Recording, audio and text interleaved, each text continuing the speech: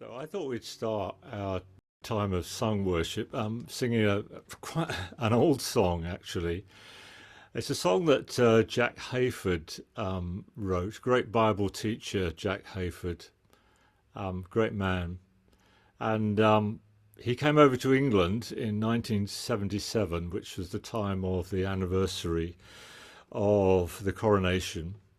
And he went to Blenheim Palace with his wife and was really struck by the magnificence of the surroundings, the sense of awe and wonder. And it really connected with him in the spiritual realm, because as he got in the car, he started to think about the surroundings and the magnificence of it.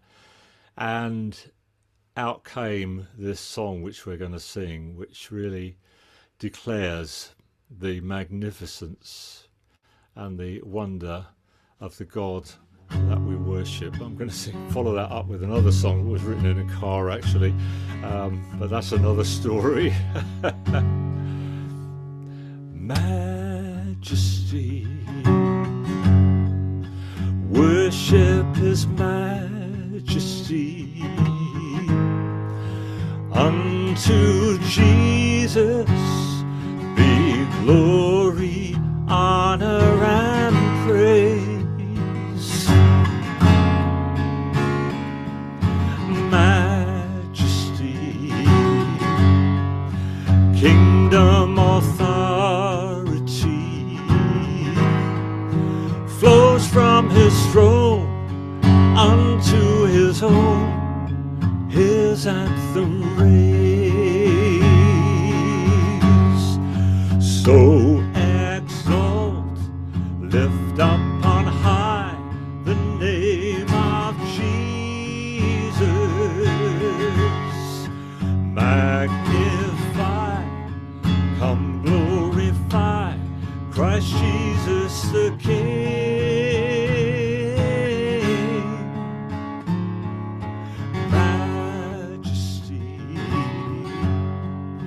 Worship His majesty. Jesus who died, now glorified, King of all kings.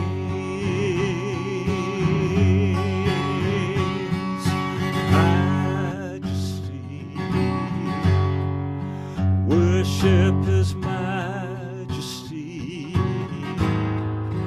Unto Jesus be glory, honor, and praise.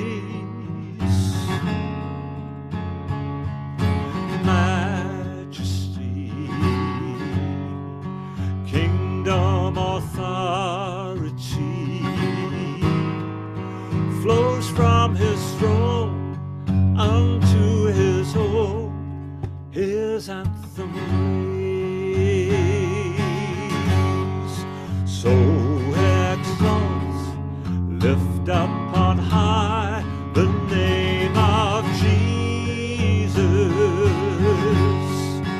Magnify, come glorify Christ Jesus the King.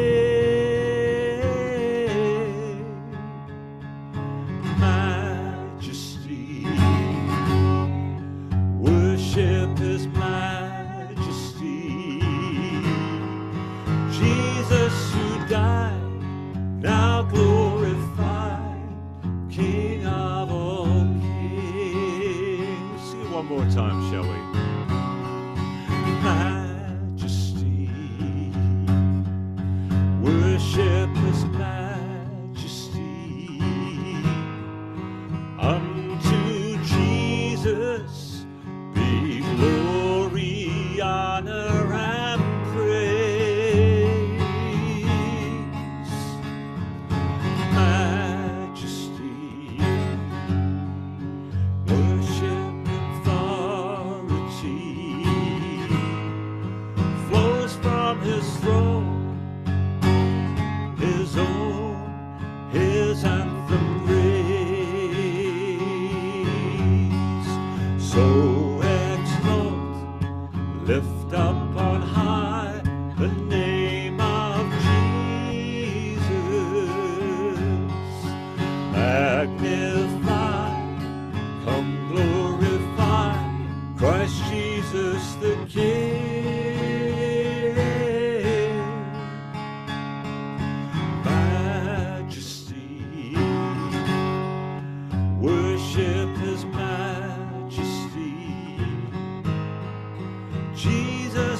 died, now glorify, King of all kings.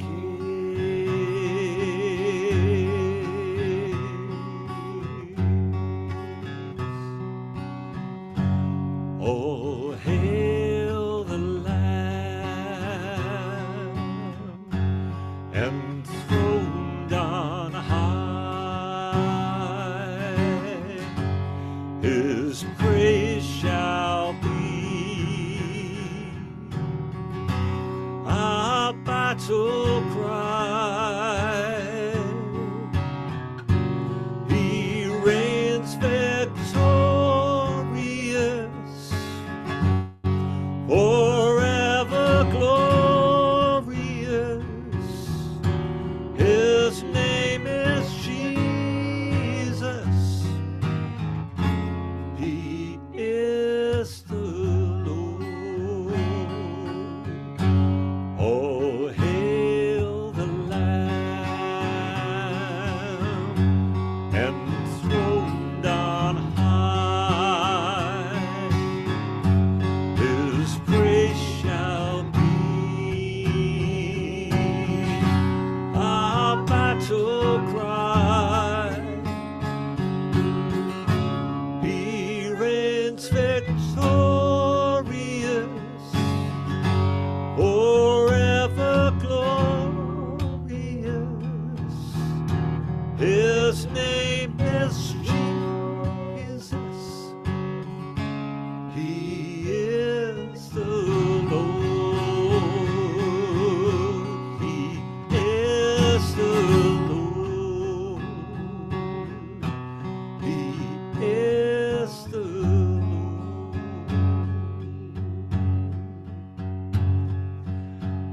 We affirm you tonight as our Lord, as our God, the one who holds the universe in his hands.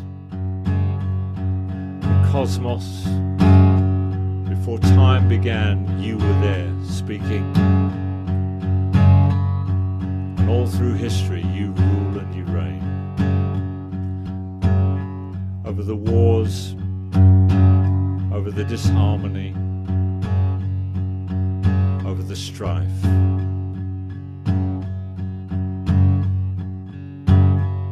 From your throne flows all authority.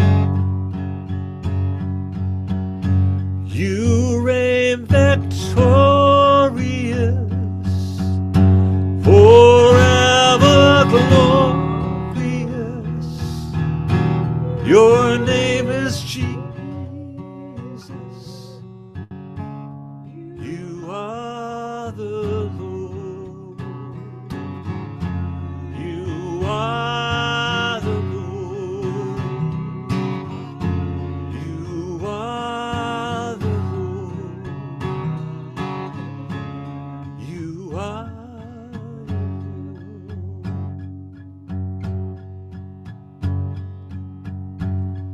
We sing to you. We give to you our offering of praise.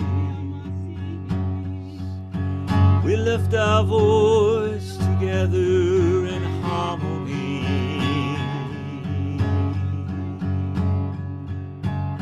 Let our praise be as incense infused with prayer and proclamation.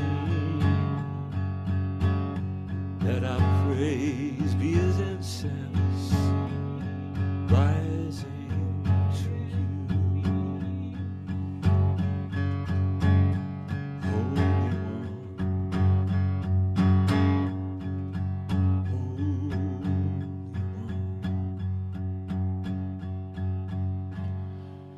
Yeah, amen. Yeah, recently I was in a gathering made up of all sorts of diverse people, and it was a very positive atmosphere in the room, which was great and wonderful. And you know, lots of the people there were really flowing over with what God has done or is doing in their lives, and there was a sense of vision and purpose.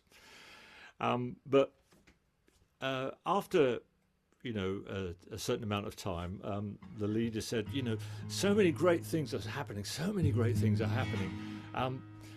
This afternoon we're going to break into groups and we're going to share all those wonderful things. Everyone's got a story. And it was one of those situations where you could see many in the room did have a story, and many of the room were really wanting to share it. But you couldn't help sort of feeling the atmosphere in the room where there were a number of people who probably didn't have a story, didn't have that feeling that God had really kind of done amazing things for them at that particular moment in time. And you could sense the anxiety of the sharing time that was about to come up amongst all these people. And it made me think, how we go through our different seasons. And my heart went out to those people without that story necessarily to share that was triumphant at that particular moment. It made me think, we're all going through different things at different stages, and yet God is still a God.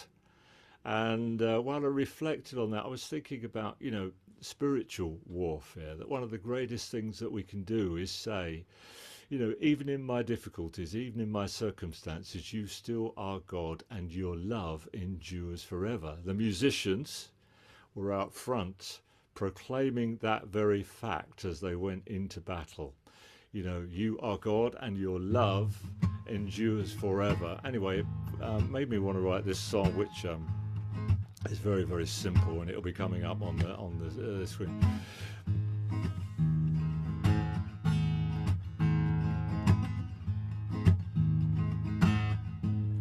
My breakthrough's yet to come, and I've seen brighter days, but I'll forget about myself, and I'll praise you anyway. For your works and your ways, with a thankful heart, I'm gonna lift my hands in praise. For your works and your ways, with a thankful heart, I'm gonna lift my hands in praise. My breakthrough's yet to come, and I've seen brighter days, but I'll forget about myself, and I'll praise you anyway. For your works and your ways, with a thankful heart, I'm gonna lift my hands in praise. For your works and your ways, with a thankful heart, I'm gonna lift my hands in praise. My breakthrough's yet to come, and I've seen brighter days, but I'll forget about myself, and I'll praise you anyway. For your works and your ways, with a thankful heart, I'm gonna lift my hands in praise. For your works, oh yes, Lord, and your ways, I'm gonna lift my handful heart, I'm gonna lift my hands in praise. And again now. For your works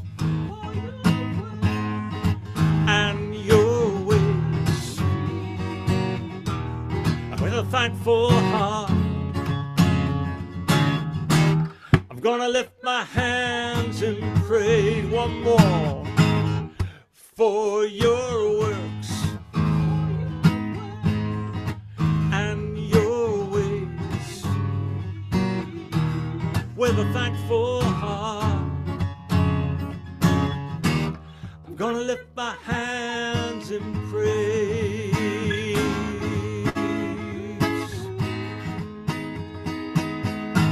Yeah, do. Well, it's true though, isn't it? You know, the seasons, but we're called to bring a sacrifice of praise. And as we do that, of course, we join with heaven. Around the throne is that sense of worship.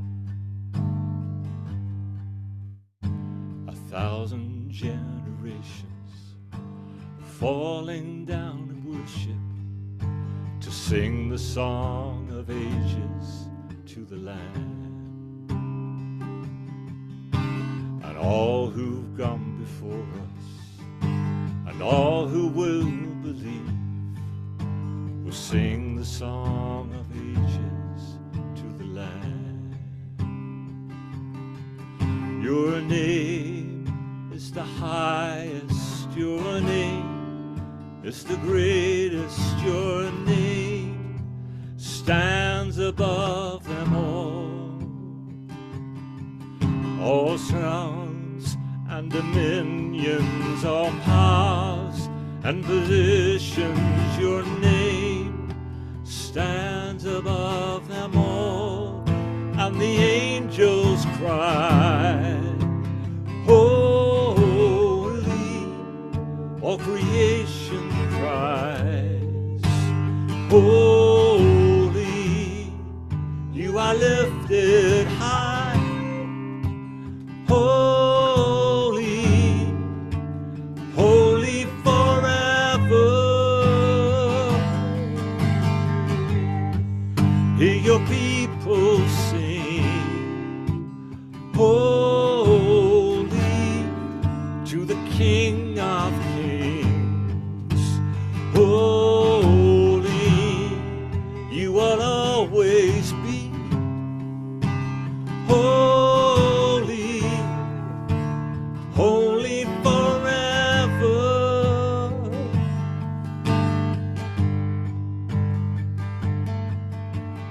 If you've been forgiven and if you've been redeemed, sing the song forever to the Lamb. And if you walk in freedom, and if you bear his name, sing your song forever to the Lamb. We'll sing your song forever to the Lamb. Your name is the highest, your name is the greatest, your name stands above them all. All thrones and dominions, all powers and positions, your name stands above them all. And the angels sing, holy, all creation cries, holy, you are lifted high, holy, holy forever. Hear your people sing, holy, to the King of Kings, holy, you will always be, holy, holy forever. Your name is the highest, your name is the greatest, your name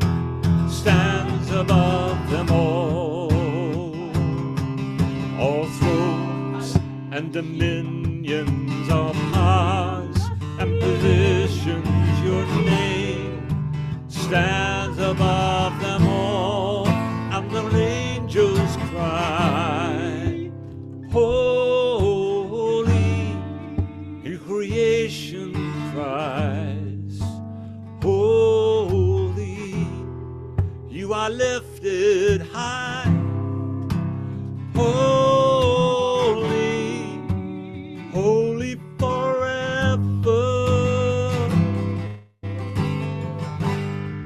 Hear your people sing, holy to the King of Kings, holy, you will always be, holy, holy forever.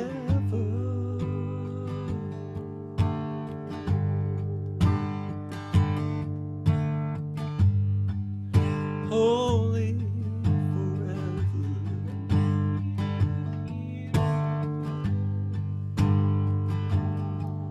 Holy forever.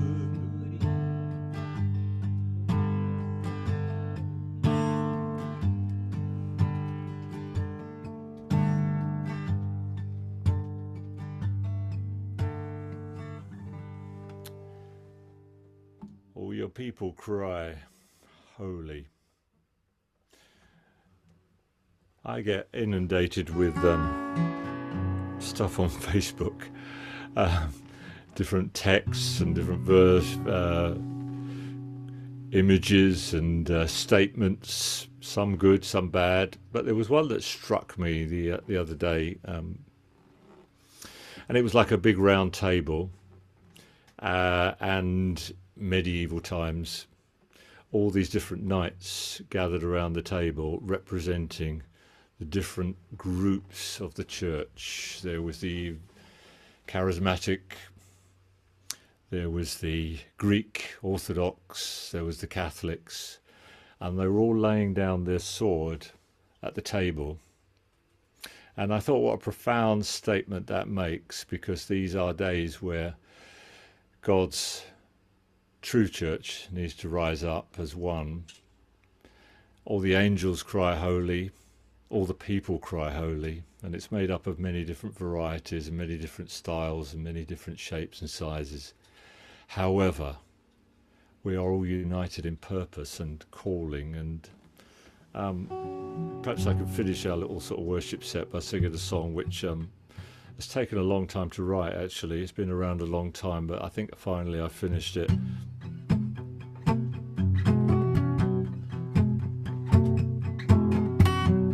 Talks about us being on the move as God's people, breaking through the darkness with the light of Christ.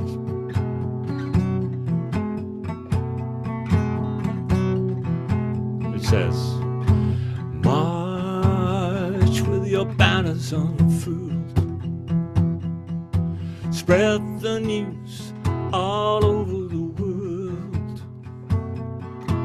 March with your banners unfurled, spread the news all over the world, that He is alive,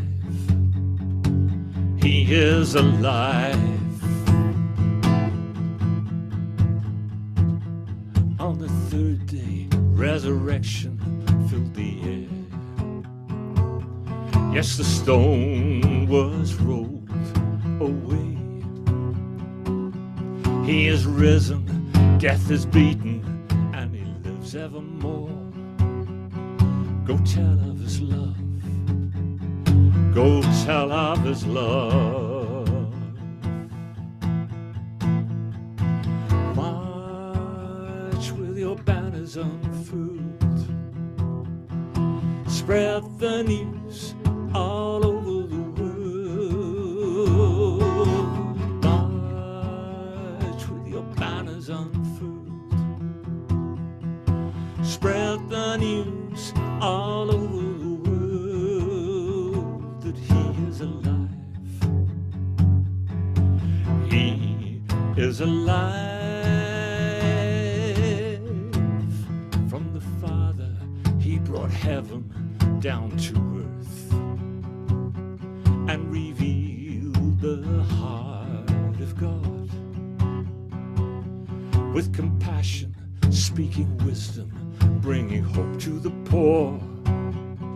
His words still ring true. His words still ring true. March with your banners unfurled. Spread the news all over the world. March with your banners unfurled. Spread the news all over the world that he is alive. He is alive. Share the message with humility and joy. Show God's kingdom here and now. Changing values, lifting burdens, and justice for all. Reach out in his name. Reach out in his name. March with your banners unfurled. Spread the news all over the world. March with your banners unfurled. Spread the news all over the world. March with your banners unfurled.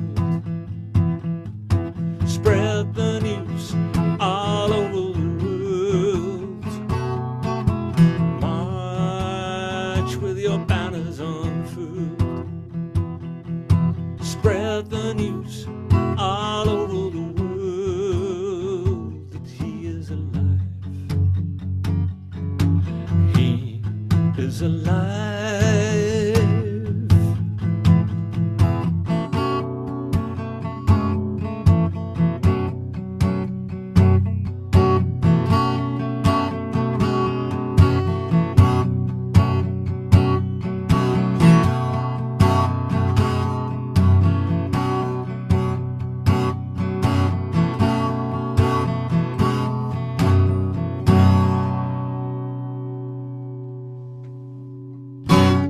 Yeah. Thank you. And the topic of this evening, which is about being prepared for war, Cool. spiritual war, as well as I was saying earlier, just come back from Poland and they're preparing for potential war.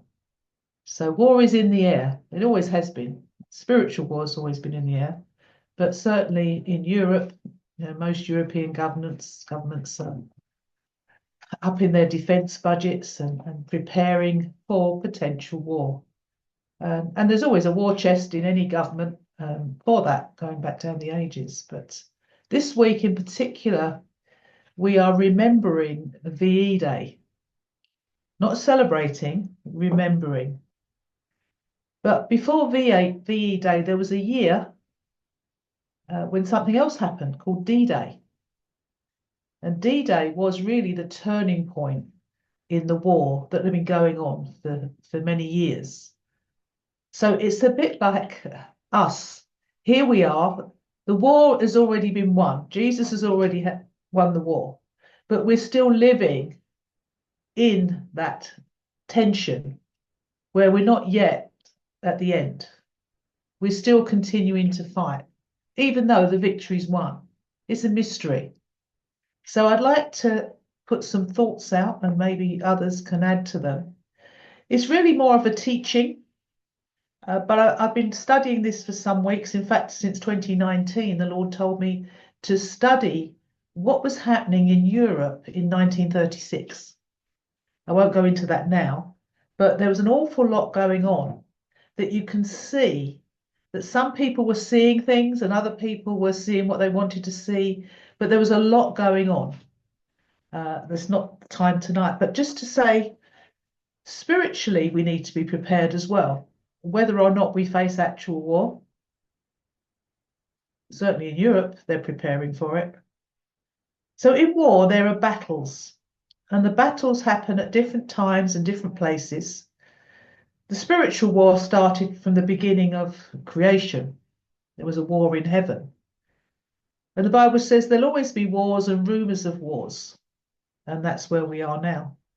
But the ultimate war for us is the issue around faith.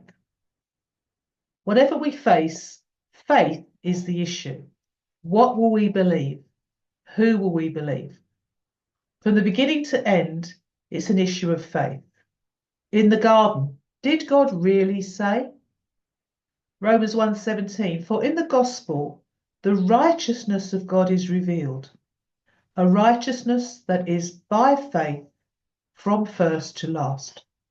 It is written, the righteous will live by faith. Well, when Paul was writing that, he wrote with full knowledge that the church in Rome was facing persecution and suffering under Roman oppression. We sometimes forget the context in which Paul was writing his letters. They weren't having a pleasant time. Many of the believers there were being humiliated and shamed because of their faith in Christ. And Paul wanted to reassure them that whatever the worldly power in Rome was doing, it couldn't resist the mighty power of God, the gospel of Jesus Christ. Righteousness is a complete and total work of God, and we can think it's something we do, but there's nothing of righteousness by our own merit. It is about us standing right before God because of what Jesus accomplished. And our faith is in him, and our faith comes from him. But God gave man authority on the earth from the very beginning. And Satan's ultimate purpose for that authority is to take away any dominion or authority that man has, and that he will take its place. Right now, as I said, nations are reviewing their defence strategies, their budgets, their personnel. They're investing in preparation for impending conflict. Heaven is also preparing for this time in its eternal governmental purposes of God. Heaven is not surprised at what's going on the earth right now. Heaven is prepared and not silent. The issue is whether we have ears to hear and courage to respond. So let's look at some battles that we face. Every war has battles. And behind every spiritual battle, and everything is spiritual, is the battle for righteousness and justice to displace the works of darkness. The battle for righteousness is about not giving up, to keeping on and finishing the race. You know, that was Paul's question. My only aim is to finish the race and complete the task the Lord Jesus has given me, testifying of good news, Acts 20:24. And the whole of Acts is preparing the church as he knew he'd never see them again, the whole of Acts 24. There's another battle that we have over prophetic words that we had. 1 Timothy 1:18. Timothy, my son, I'm giving you this command in keeping with the prophecies once made about you, so that by recalling them, you may fight the battle well. Fight the good fight of faith again, 1 Timothy 6:12. So recording the prophecies, recording the vision and revisiting them speaks to our spirit. It encourages us. It keeps us focused. What are the prophetic words over your life and over my life? You know, I always write them back in my journal, and when I have a new journal, I'll rewrite them again. And even today, I was looking at, okay, what's happening this week, Lord? Which of the prophetic words that I've had over the last 20, 30, 40 years fit? And then I'm encouraged to see, oh yeah, that's what's happening now. This is what's happening now. So record and review your prophetic words. Habakkuk, write down the revelation and make it plain, so that whoever reads it may run with it. For revelation awaits an appointed time. It speaks of the end and will not prove false. Though it linger, wait for it. It will certainly come and not delay. And this last verse again is about faith. Habakkuk 2. See, the enemy is puffed up. His desires are not upright, but the righteous will live by faith. Faith again and again and again is the issue. Another battle we have, the battle of obedience, better than sacrifice. I think it's Prime Video. There's a series on David. If you've got Prime Video, I've only watched the first one, but there was Saul keeping some spoils of the enemy, keeping some of the animals back. And Samuel comes into the tent and he challenges Saul. And that's where the famous verse comes from. Obedience is better than sacrifice. Do I not hear the bleating of lambs? When I watched that, I thought, oh, how many lambs have I got bleating? How many things have I really held back from the Lord that I don't really want to give up? I don't want to sacrifice. So where are the bleating lambs in our lives that we need to put back on the altar and sacrifice? Obedience is better than sacrifice. And if we have faith, our behavior, our actions will line up with what we believe God is saying. We will be obedient. We will think differently. We'll prioritize differently. We'll be hopeful, looking forward, expectant. But as I said, it started in the garden with a question about the need for obedience, questioning the truth of what God had said. And it's the same today in every situation, every battle we face. Will we believe God?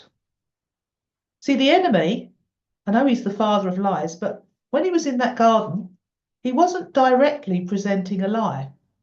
He's very clever. He was questioning the truth. The one who is perfect in truth and perfectly truthful has said something. So he questioned it. And then he gave half a truth. You know, half a truth is dangerous. And the half a truth was that he told them they will not die. That was true, wasn't it? They didn't die. They didn't die physically, but they died spiritually. So when we believe half a truth, it really deceives us. Planting a seed of half truth in our minds, that's all it takes. We're to fight for our minds and take every thought captive. Our thoughts need to be prisoners of war. 2 Corinthians 10:5. We demolish arguments and every pretension that sets itself up against the knowledge of God, and we take captive every thought to make it obedient to Christ.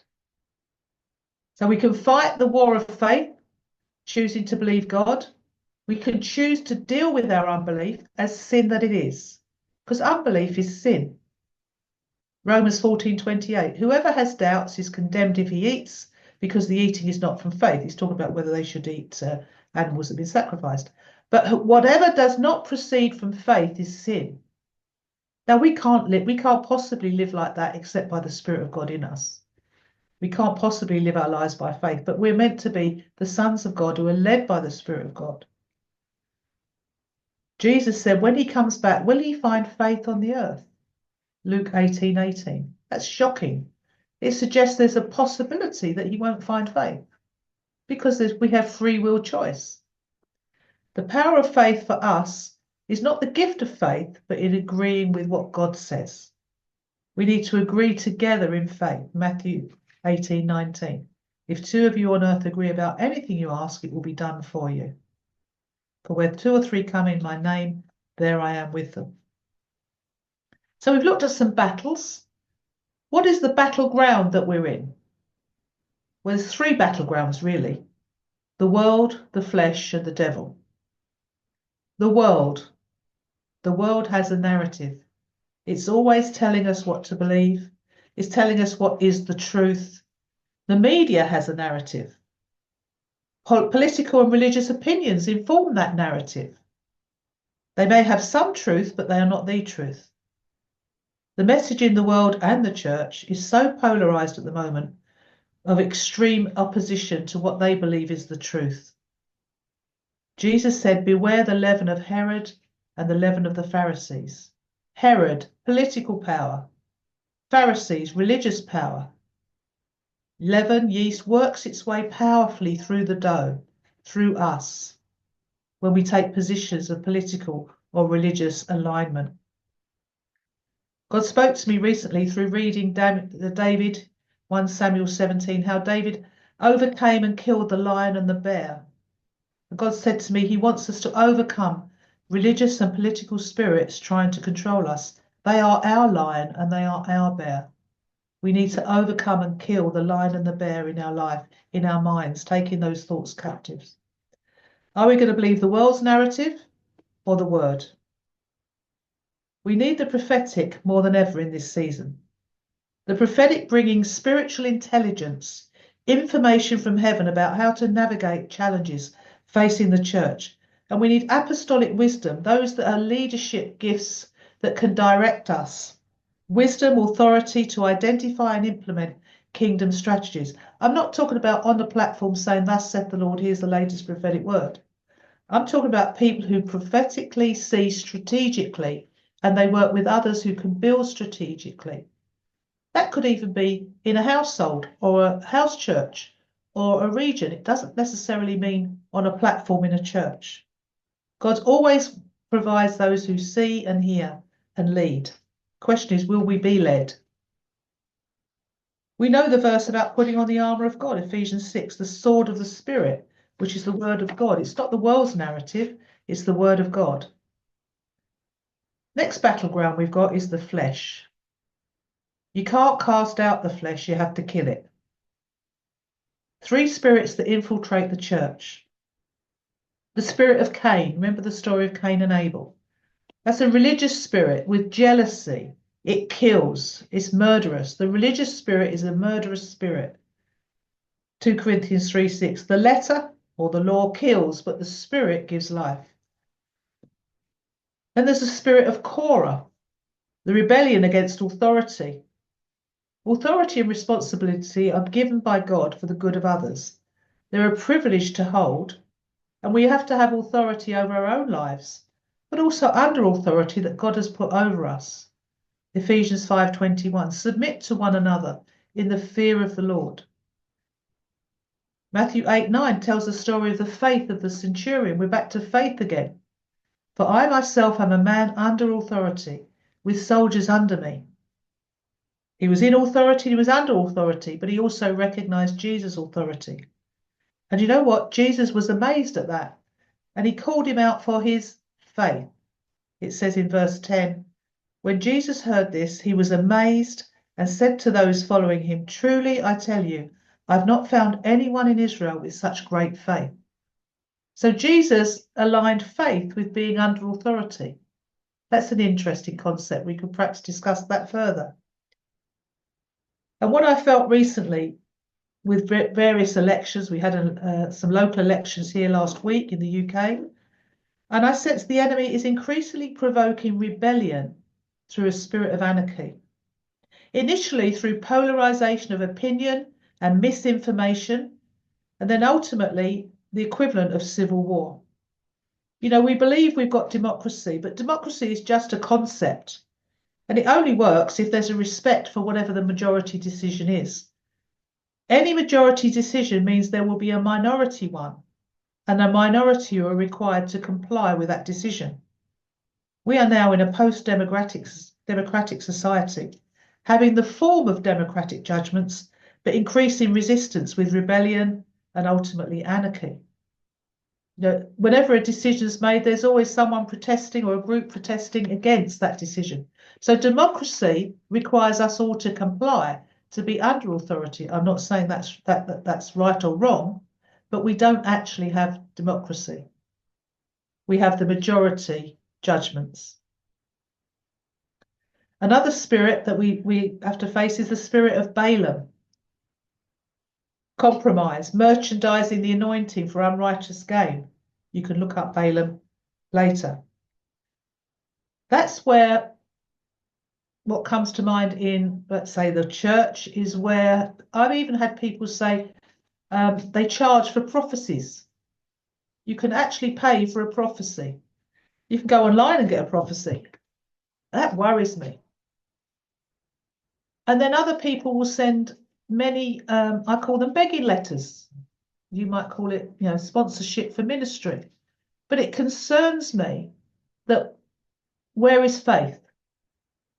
You know, if God's called me to live by faith, he will provide. If other people want to give me money, they freely can do that. But to go asking for it or even charging for it is a dangerous position to be in. The spirit of Balaam, compromise, merchandising the anointing for unrighteous gain. Jesus sent the disciples out without anything, and he expected them to trust God, to have faith that they would be provided for. Where is faith for provision?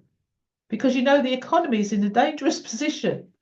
If we rely on other people for merchandising our ministry, our anointing, what have you, what's going to happen when there's no money left? Do we not serve God anymore? I know that sounds tough, but it's tough times. Proverbs 1:19 says, such are the ways of everyone who is greedy for unjust gain, and merchandising the anointing, being paid for prayer or prophecy, is unrighteous gain. It takes away the life of its possessors, it says. Proverbs 15:27 further emphasizes the negative impact of unrighteous gain. It says, whoever is greedy for unjust gain troubles his own household. So it goes beyond that one person. And then the third battleground we've got is the enemy, whatever you call him, the devil, demonic forces. We have to know what we're fighting. You can't cast out the flesh, but you can't crucify a demon either. You have to know what you're fighting. Are you fighting the world? Are you fighting your own flesh? Are you fighting spiritually?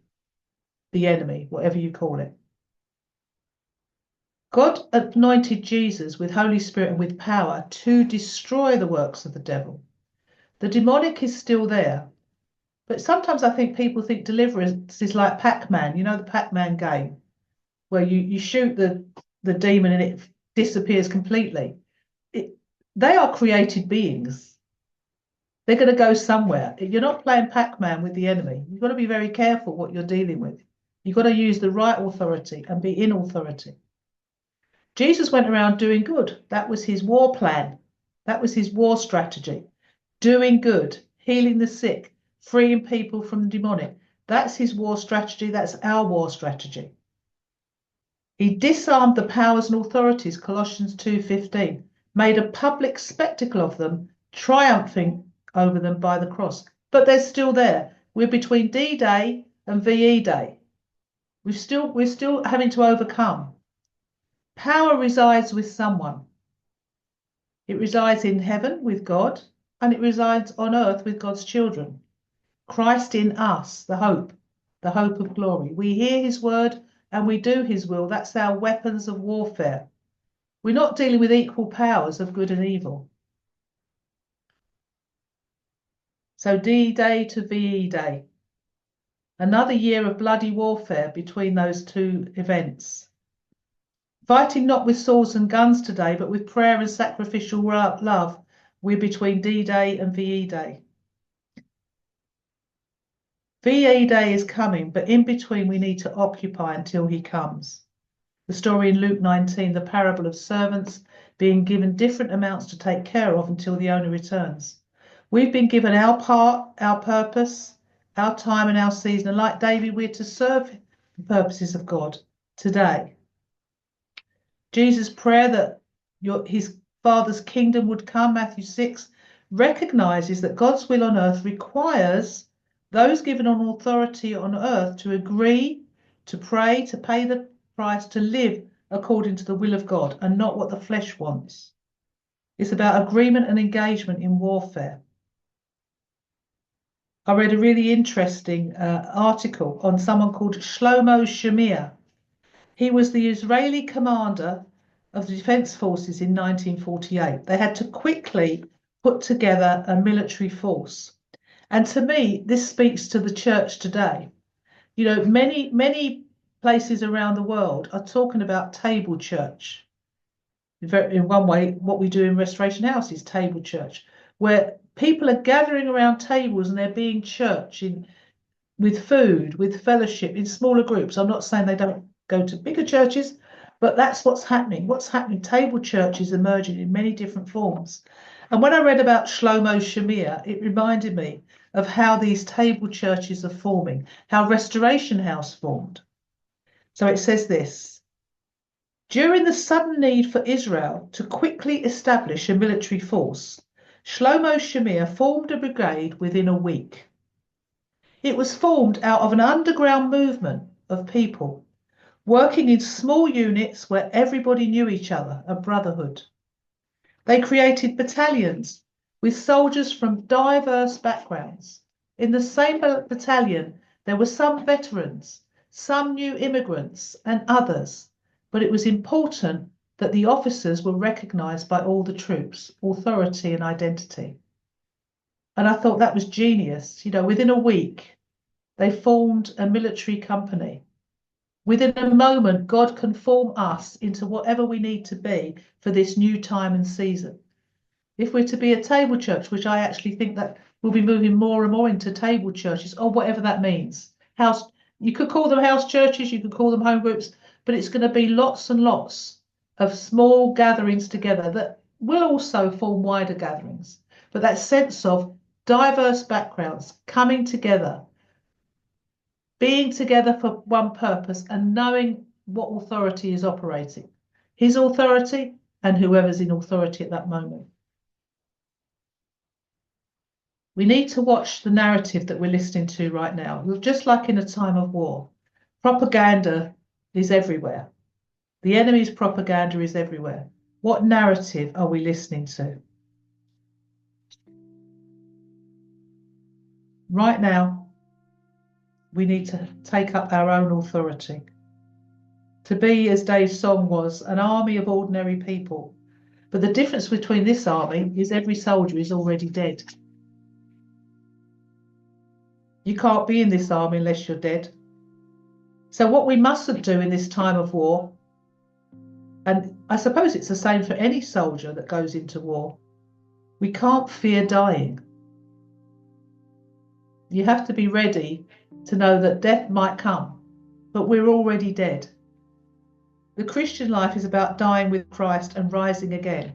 We've done that when we were born again, but we have to do that daily. We have to die daily until eventually we're all united in heaven. Colossians 3:3. You've already died and your life is now hidden with Christ in God. So together we're in a company in the army. The commander-in-chief is Christ. We have to hear and obey what he says. He is in authority over anything we face in the world, or the flesh or the enemy. We must hold one another up as we battle. Isaiah 35:3. We must strengthen feeble hands, steady weak knees. We are well equipped. Together we need to be shoulder to shoulder, loving one another, praying for one another, available to do what he wants, doing what he tells us to do. And 1 Peter 5, remembering this.